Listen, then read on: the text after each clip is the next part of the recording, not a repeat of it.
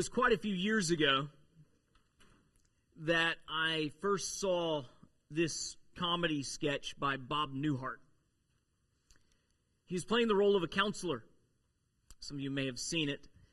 He is there in his office, and a young lady walks in asking for her session for counseling, evidently a prearranged appointment for counseling. And the lady walks in, and Bob Newhart introduces himself as the counselor and comes up and says, well, the charge is going to be $1 a minute for the first 5 minutes, and after that, completely nothing.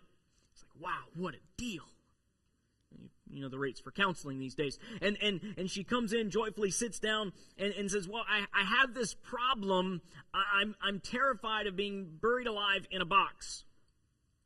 And he looks at her and just asks a couple, just kind of inquiry questions, figure out where this came from, how this all started. And he says, here's your diagnosis. Here's the answer. He leans forward, 2 words, stop it. Stop it. That's the sum total of his counsel. And as the sketch goes on, it gets even more humorous as she becomes fairly upset at his counsel. Stop it. Every one of us at some point in our lives have received counsel, right? Perhaps not professional paid counseling. Some have that regularly, and that's a blessing to have. But all of us have received counsel from some form or another in our lives. Some of it good counsel, some of it merely stop it, which perhaps is good counsel, but not necessarily helpful given the situation. We all, at different points in our lives, are looking for guidance.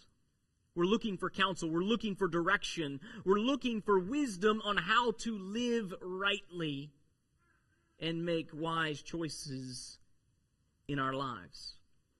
We're beginning today, as we've already mentioned, our Advent series. Advent simply is a word that means the coming or coming. It's a time that is set aside to remember the anticipation to Jesus' arrival, to Jesus' coming, to Jesus' birth. We schedule these weeks in the year as we lead up to Christmas, the celebration of Christmas, to remember, to focus on the coming of King Jesus. And during this season, there's a verse which we've already read that gets a whole lot of press. Isaiah 9:6 is found on card greetings. It's found on the little social media blurbs decorated with all kinds of, Christmas trees and ornaments and snow scenes, which we don't have down here. We should wrap it around a palm tree. That'd be really cool. Isaiah 9:6, which we've already read. I'll share it with you once again. For unto us a child is born, to us a son is given. The government shall be upon his shoulder, and his name shall be called Wonderful Counselor, Mighty God, Everlasting Father, Prince of Peace. Familiar verse. The titles of the coming King. Coming as a child, born to us. Throughout this Advent series, we're going to be focusing on this one verse. Some of you are thinking, wow, it's going to be not a lot of words for an entire month of sermons. Trust me, it'll be fun. We're going to be walking through as we look at Wonderful Counselor today, Mighty God next week, Everlasting Father, Prince of Peace, looking at these as we begin to wrap our minds around who Jesus came to be. What is this promised coming King? What's he about? What is he coming to do? Remember, in this era in which Isaiah is writing, names, his name shall be called, were given for purpose. They defined their character, what they were about, what they were to do. Their names carried great weight. And these are the names of the promised King, the promised deliverer who is to come. The names come in couplets. If you read some older translations, they give you as many as 6 different designations. But if you see them rightly, the writer of this prophetic writing, Isaiah, is giving them in couplets. Wonderful Counselor is one title. Mighty God is one title. Everlasting Father is one title. Prince of Peace is one title. So we're going to be walking through these over the next several weeks as we look together. Isaiah was a prophet who lived approximately 800 years before Jesus. About 800 years before Jesus was born, these words were first spoken and written for the people of Israel. He was living in Jerusalem. Some say he was even part of the royal family at a time when the nation of Judah was in precarious hands. He was living at a time serving under 4 different kings, most of which were wicked kings, where you had the Assyrians taking over Israel, the northern kingdom, and the southern kingdom was barely hanging on. It was a precarious time in which the people there to whom he spoke were clamoring for and chasing after pagan idolatry more than the living God. They were looking for signs and spiritual insight from every possible direction other than the God who had rescued them and called them his own. Isaiah comes all the way through his letter, calling out the pagan idolatry for what it is, and calling us, calling the people of God to believe and remember the promise, to look forward to that deliverer who is to come, and for us to recognize who Jesus came to be, and to celebrate in God's ultimate deliverance. If you have a Bible, open up to Isaiah chapters 8 and 9. We're going to be reading just a few verses out of chapter 8 and then the beginning of chapter 9 here together.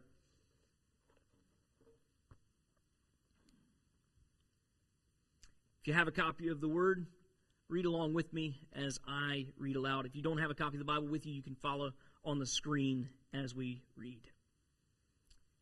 Isaiah chapter 8, verse 17. I will wait for the Lord, who is hiding his face from the house of Jacob, and I will hope in him. Behold, I and the children whom the Lord has given me are signs and portents in Israel from the Lord of hosts, who dwells on Mount Zion. And when they say to you, inquire of the mediums and the necromancers who chirp and mutter, should not a people inquire of their God? Should they inquire of the dead on behalf of the living? To the teaching and to the testimony. If they will not speak according to this word, it is because they have no dawn. They will pass through the land greatly distressed and hungry. And when they are hungry, they will be enraged and will speak contemptuously against their king and against their God and turn their faces upward.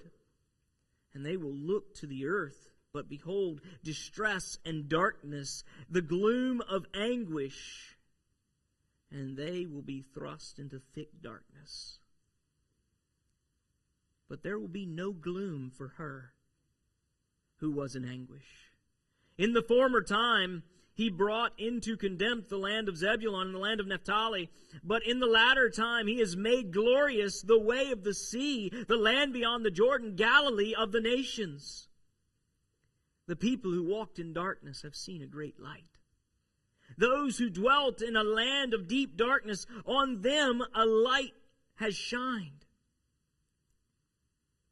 You have multiplied the nation. You have increased its joy. They rejoice before you as with the joy of the harvest, as they are glad when they divide the spoil. For the yoke of his burden, the staff for his shoulder, the rod of his oppressor, you have broken as on the day of Midian. For every boot of the trampling warrior in battle tumult, and every garment rolled in blood will be burned as fuel for the fire. For to us a child is born. To us a son is given, and the government shall be upon his shoulder. And his name shall be called Wonderful Counselor, Mighty God, Everlasting Father, Prince of Peace. Of the increase of his government and of peace there will be no end. On the throne of David and over his kingdom, to establish it and uphold it with justice and with righteousness from this time forth and forevermore. The zeal of the Lord of hosts will do this. This is the word of the Lord. The main point, what I want us to meditate on for a few minutes here this morning, is simply two words. Jesus is our wonderful counselor. He is our wonderful counselor. Let's begin by thinking on this idea that he is our counselor. When we think about a counselor in our modern times, the caricature that often comes to mind is that person who lets you lay on their couch. Right? That's kind of the character that pops into our mind. We lay on their couch and they say, okay, talk, and we talk, and the sum total of what they do or engage in is grunts of agreement. Oh, I see. Yes. Go on. That's the caricature that comes into our mind. Now, thankfully, not all counseling is that vague and undirected. But that's the caricature that comes into our minds. But we got to understand, when the Bible uses the term counselor, it's not talking simply about a good listener. We think of a counselor as someone who's just there to listen. That's not what the Bible speaks of. The Bible does not exclude the idea of listening. It's included there, the fact there is paying attention and listening. But more than that, the counselor in the Bible is the wise advisor, such as King Solomon was considered a counselor. He counseled his people. In the direct context of Isaiah, there was great need for a counselor because wicked Ahaz was on the throne. Ahaz, the king who reigned for 16 years and tore down most of what the temple decorations were and most of the ceremonial parts of the temple during his reign. He was on the throne, and there were mounting threats from Assyria. We see that the people, as we read in chapter 8 as we began, the people were looking everywhere for some sort of direction, for some sort of wisdom, for some sort of guidance. They were seeking out mediums and necromancers and chirping and muttering and doing all these enchantments, something like that. They were doing all of these different ceremonies to try to find hope, direction, wisdom, searching for God in all the wrong places. But here's the thing, we don't need to look to ancient Jerusalem to recognize that people are searching for God in all the wrong places.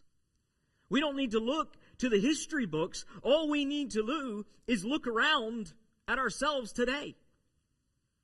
The fact that Jesus is prophesied to be our counselor points collectively to our great need as all humanity for wisdom. And indeed, personally, for me and you as individuals, your great need for wisdom. The fact that he is prophesied to be our counselor declares that we need wisdom, we need guidance, we need direction. I mean, think about it. In the last several years, two very popular terms have come about. Hey Siri. Hey Google. Why do we do that? We need info. Hey Siri, how's the weather? Hey Google, what's traffic like today? These voice commands, as we're trying to understand, and there's several others, but I don't know them all, so if I didn't get yours, I'm not trying to be offensive. But the reality is, we're all on a quest, an insatiable quest for information. This past Thursday, just checking Google Trends, which you can check to see what people are Googling on Google Trends. Just fun fact if you want to be distracted for quite a while. Over 200,000 people on Thanksgiving Day Googled, what temperature do I cook a turkey? You think you should have Googled that a day or two before? Turkey gravy recipe. Over 200,000 people on Thanksgiving Day were Googling that. Mashed potatoes, which I heard there was a debate whether or not mashed potatoes should be on the table. That was a discussion as we walked in.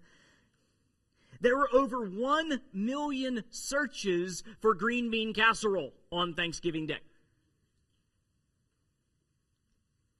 And then by the time Thanksgiving Day ended, there were over 10 million searches for Walmart. Well, that's because people stopped giving thanks and decided to pillage the local retail store, right?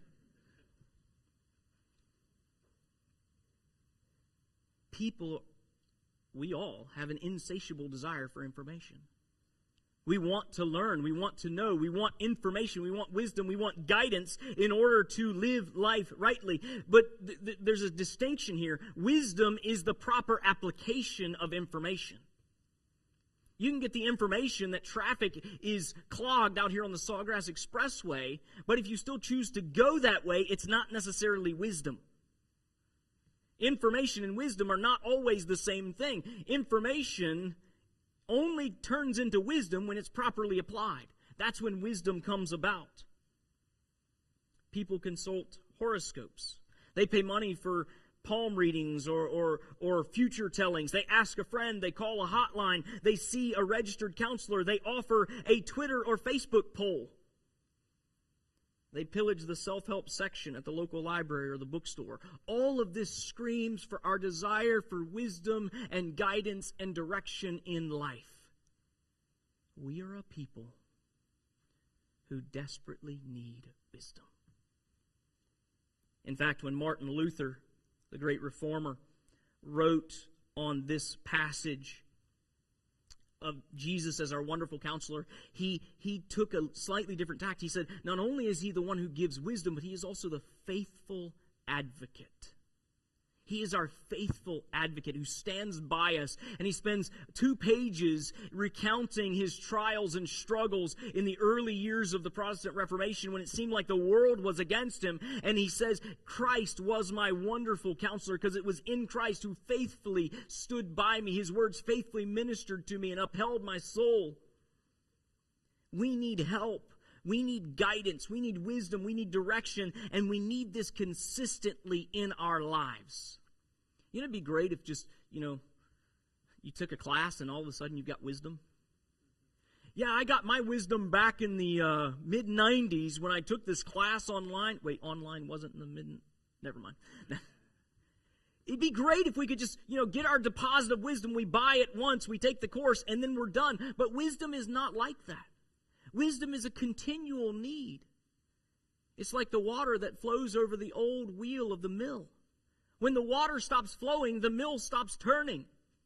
Wisdom is a continual need. We always need wisdom in our lives as we face new decisions, new dilemmas each and every day.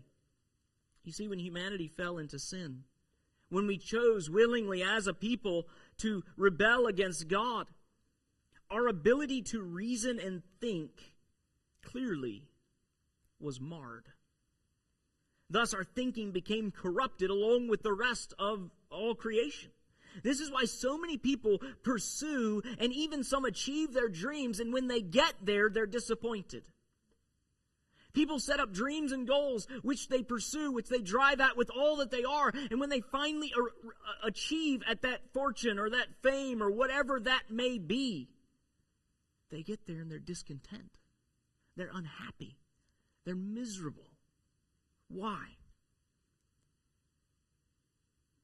Because they're aiming at the wrong things.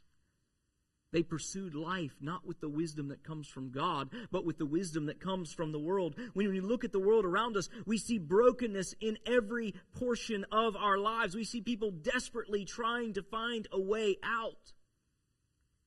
This is where we all find ourselves.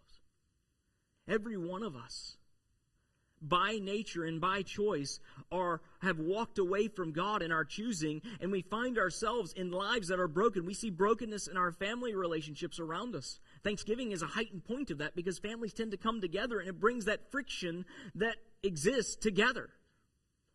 We recognize that our own personal lives are broken because we can't even live up to the standard we have for ourselves. We're not good enough to make ourselves happy. We can't live up to God's standard because God's standard is that we be perfect. And so we create ways of trying to get out of the brokenness, trying to get out of the hurt. Many people utilize substances to numb the pain, numb the brokenness, try to make it go away, or at least numb it for a time through the use of drugs and alcohol and other things like that perhaps don't make it hurt so much. Many people pursue all kinds of different ways trying to get out of the brokenness and the hurt, and yet all of them, when you get to the end up just as bad off as before. You see, the bad news of the Christian gospel is that we are all desperately in need. We need help. We need wisdom. We need guidance. We need to know where to turn and where to go. This past Sunday, we delivered 7 of our 12 boxes. The other 5 were delivered on Monday. And I had the privilege to go to 2 of those deliveries. And the first lady we visited, through course of conversation, ended up saying, I can't figure out what I'm even supposed to be doing here. Why did God even put me here? What's His goal for me? Why am I struggling so much? And you could hear the heartache in her voice, the pain in what she was sharing, and as we had the opportunity to share with her the love of Jesus, and that God didn't create her for the temporal things, but yet the wisdom of God comes through, and that God created her to find her delight in Him. The second visit we went to, completely different setting, a man whose family and life had been ripped apart, who you could just hear from his story the gut-wrenching realities of the heartache and sorrow that he had been through, and he's looking for hope in the midst of the sorrow and the pain. Another gut-wrenching conversation, but yet the wisdom of God comes and says, God is working all things for good to those who love Him. Even the hurt, even the pain, even the sorrow.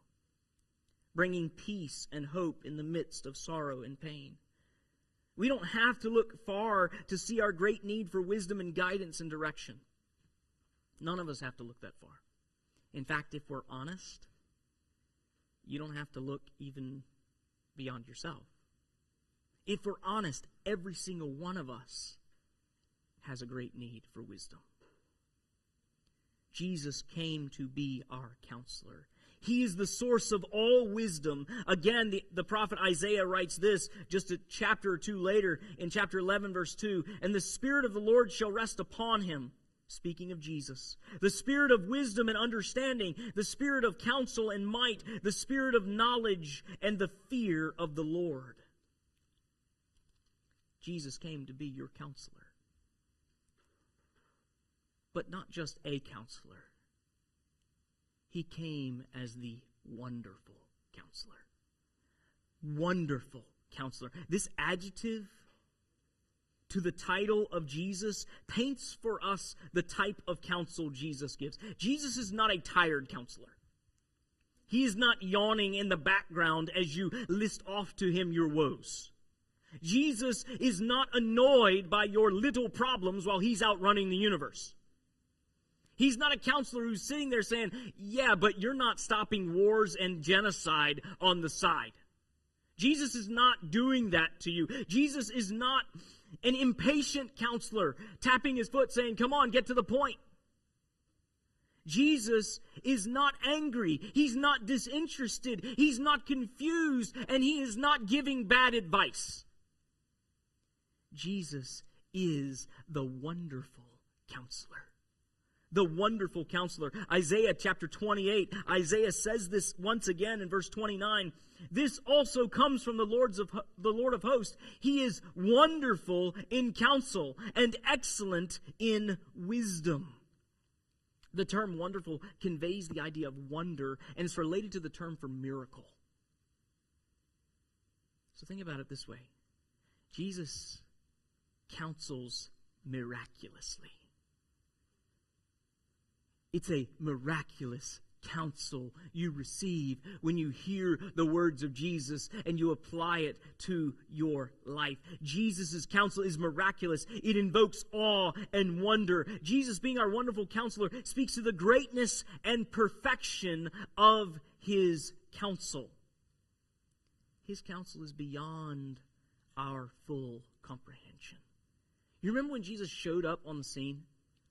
One of the very first things He did in His ministry is He began teaching great crowds out in the countryside of Galilee. We get Matthew chapter 5, 6, and 7 recounting the Sermon on the Mount as we've come to know it. And at the very end of that, you get these two verses that speak volumes about King Jesus. It says this in Matthew 7, verse 28 and 29. And when Jesus finished these sayings, the crowds were astonished at his teaching. For he was teaching them as one who had authority, and not as their scribes.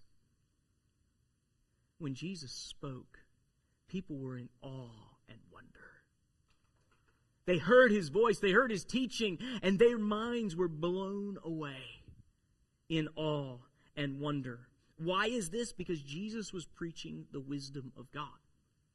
He was preaching the wisdom of God. And Paul communicates to us that the wisdom of God is not like the wisdom of man. In fact, in 1 Corinthians chapter 1, verse 25, Paul writes, "For the foolishness of God is wiser than men, and the weakness of God is stronger than men." In other words, this is an argument from the lesser to the greater. If you take the wisest of human wisdom, it is beneath the foolishness of God. Not that God is foolish in anything that he does, but he's building the argument. He's building the case saying the wisdom of God is so far beyond our human ability to comprehend. It is as though God's foolishness is smarter than the brightest minds of humanity.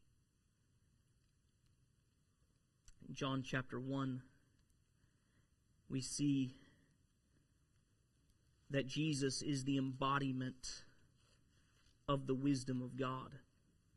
John chapter 1, that familiar beginning, John writes, "In the beginning was the Word, and the Word was with God, and the Word was God, and he was in the beginning with God, and all things were made through him, and without him was not anything made that was made. In him was life, and the life was the light of men. The light shines in the darkness, and the darkness has not overcome it." The Apostle John introduces Jesus as the Word. What's interesting about this term, in the original language, the Greek language, there's several different ways to use the word, to say the word word. There's different forms that translate all into English as word, which means that we've got a fairly boring language. But the term here is logos. Logos is most often used, especially in this day and age, as the Greek philosophers would refer to divine wisdom. Divine wisdom, the Logos, the wisdom of God. That is who Jesus is. He is the embodiment of the wisdom of God. He comes to us as the Word of God. In fact, Paul writes again to the Colossians, and he says that Christ, chapter 2, verse 3, "In whom are hidden all the treasures of wisdom and knowledge." John MacArthur is a faithful preacher in California. He's been in the same church for over 40 years. He, at one point, was giving an example of how he defends that you can believe the Bible. And he said this, he said, "You just can't make Jesus up. I mean, you read what he said, you read what he did. You can't make Jesus up. The wisdom of that day cannot come close to presenting someone like Jesus." The wisdom of Jesus is so far beyond the way our world functions and thinks. Yet in all of this, Jesus, our wonderful counselor, is not a distant, unrelatable being. We read that he is the embodiment of all wisdom. The divine wisdom of God rests in him. In him is the treasure of all wisdom and knowledge. And we think, man, he must be on top of some mountain somewhere, living high up in some recluse, cathedral that only the greatest and brightest might dare to attain to. And yet, he is our wonderful counselor. The writer of Hebrews says this. Hebrews chapter 4, speaking again of Jesus, when he writes, chapter 4, verse 15, For we do not have a high priest who is unable to sympathize with our weaknesses. In other words, he's not out there somewhere disconnected from us, but one who in every respect has been tempted as we are, yet without sin. Let us then with confidence draw near to the throne of grace, that we may receive mercy and find grace in help of time in our time of need. He is your wonderful Counselor. John chapter 1, once again, and the Word, the wisdom of God, became flesh and dwelt among us. Literally, the word there is pitched his tent. It harkens back to the idea of the tabernacle. And we have seen his glory, glory as of the only Son from the Father, full of grace and truth. He is your wonderful Counselor. He has come among us. He has lived among us. He is not some distant counselor, great sage of wisdom out there somewhere inaccessible to you or to me. But he is our wonderful Counselor. In the context of Isaiah, the people are desperately needing a wise king as opposed to wicked King Ahaz who was on the throne. Isaiah 9:6 is pointing to Jesus reigning as the king on whose shoulders the government shall rest. For to us a child is born, to us a son is given, and the government shall be upon his shoulders. And as this faithful king, he is the king over you and I, a wonderful Counselor to all who would trust in him. Jesus is your wonderful Counselor. What makes Jesus' counsel so wonderful is that it's God's wisdom to you.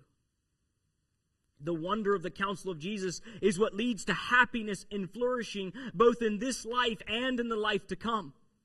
The happiness that comes through knowing Jesus and knowing his counsel is what makes him such a wonderful Counselor.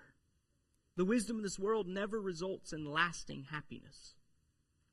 It never results in lasting flourishing. When you believe Jesus and follow his counsel, for instance, for how you are to work, for how we are to live as people who work different jobs, when we follow Jesus' counsel, you will find happiness and flourishing. This doesn't mean that there'll never be a bump in the road or that everything you touch will turn to gold, but rather it points to the fact that God's wisdom is greater. There's a greater treasure. There's a lasting treasure that is beyond what our work has the ability to earn. When you follow Jesus' counsel for your marriage, for your family, time and time again, even secular studies show that God's plan for marriage and for family is what creates the greatest delight and joy for children and for parents. If you believe and obey Jesus' counsel about how to think about others and treat others around you, all of a sudden we begin to see realized what so many in our culture are calling for in terms of justice and unity. When we see our own weaknesses and shortcomings, we need to hear our wonderful Counselor calling to us, saying, "Come to me, all you who are weary and heavy laden, and I will give you rest." Our wonderful Counselor not only gave the prescription for what you need, he accomplished it for you. As our wonderful Counselor, he not only gives you God's wisdom for what you need in your life, but he accomplished every part of it. You see, he came to this earth, the embodiment of God's wisdom, living perfectly the life that you and I could not live, always honoring and pleasing God, fulfilling the whole of the Old Testament law. And yet he is the one who willingly went to the cross to pay for your sins and mine, to pay your debt that you owed to God for your rebellion against him, and offers you a way out of the brokenness, out of the hurt, out of the sorrow, giving you hope even in the midst of the trials of life. King Jesus, your wonderful counselor, gives you the prescription to come to him and find your rest because he has already accomplished it for you. This is the good news of the Christian gospel. That simply by trusting him, by turning from trusting yourself and trusting in Jesus alone, you can find rest for your weary soul. When you begin to grasp Jesus' wonderful counsel regarding the value of things in this life, we realize the treasures of this world are all fading away. And only the things which last forever are worth it. And so we begin to see people and the Word of God as the two things that matter most in how we live and how we speak and what we do. So where do we find this wonderful counsel of Jesus? Where do we find access to our wonderful counselor? Isaiah hollers it in verse 20. To the teaching, to the testimony. Saying, read your Bible. This is how you know Jesus. This is how you know for sure you have the Word of God in your mind and in your heart and in your life. God can communicate to you however He pleases, but He's already written you a book. So let us not sit around waiting for impressions and vague communication. Let us look to what we know He has told us in His book. In fact, when we read the Bible, we find very quickly in James chapter 1, God has said this, if any of you lacks wisdom, to which we all raise our hand and say, yes, it's me, I lack wisdom, let him ask God, who gives generously to all without reproach, and it will be given to him.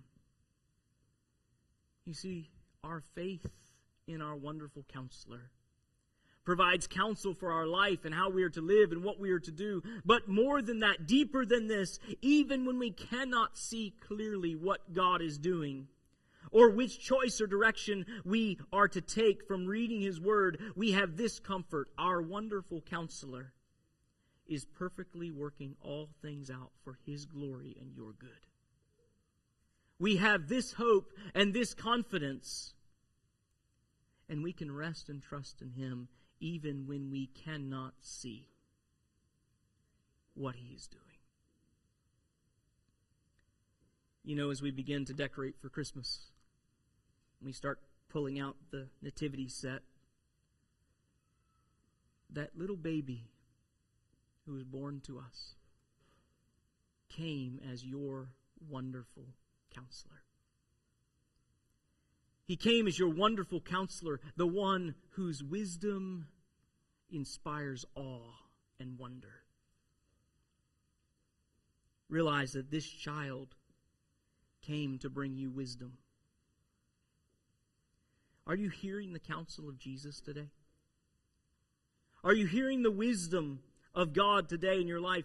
Friend, if you are listening to the wisdom of the world, you need to hear Bob Newhart's counsel. Stop it. Turn and listen to Jesus. Stop trusting yourself. Stop trusting the wisdom of this world.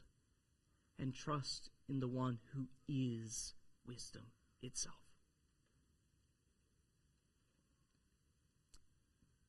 Stand in awe and wonder at the wisdom that flows from King Jesus. Jesus is your wonderful counselor, Christian.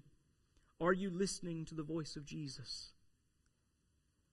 Are there areas in your life where you're still trying to follow the wisdom of this world? Listen to the wisdom of Jesus. He has offered to you free joy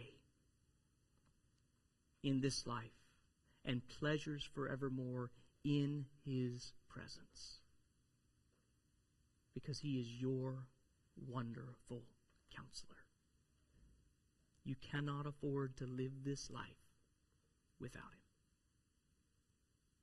Let us hear his counsel and stand in wonder at King Jesus.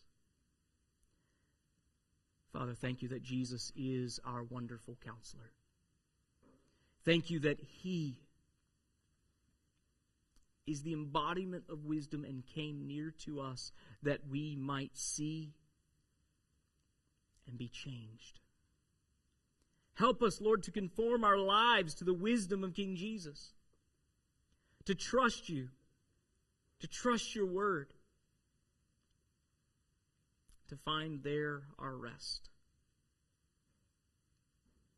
Lord, help us as we trust you for this morning. In Jesus' name we pray. Amen.